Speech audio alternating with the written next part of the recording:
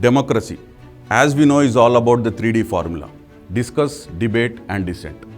But the 3Ds that the incumbent Modi government has been resorting to is disruption, destruction, and dictatorship. First, let's talk about disruption. By causing disruption in parliament and other pertinent forums, the Modi government did not allow any scope for discussion or debate before rolling out the key policies, laws, bills, schemes that would impact the everyday life of citizenry in this country.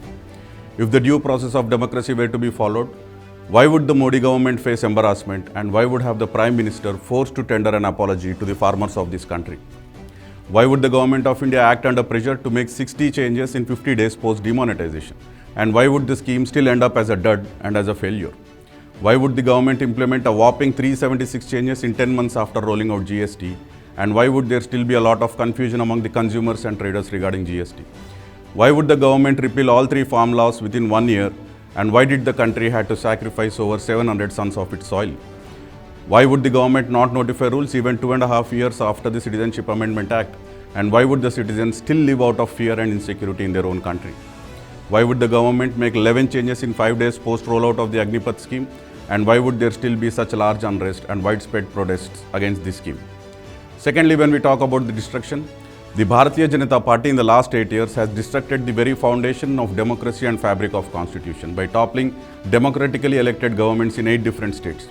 The current Maharashtra crisis might add up to this tally. Thirdly, the dictatorship.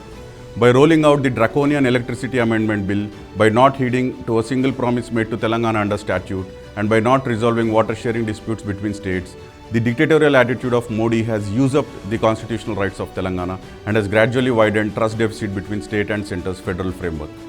Unfortunately, the Modi government is integrating politics and its failed governance with religion and nationalism. Those supporting are being termed as patriots, and those opposing are being branded as anti-nationals. So be it. We, the citizens of India, will continue to ask questions on the failed governance of Modi government, on its inefficiencies, on its bigotry, on its crony capitalism, and on its 3Ds of disruption, destruction, and dictatorship. Thank you. Jai Telangana, Jai Hind.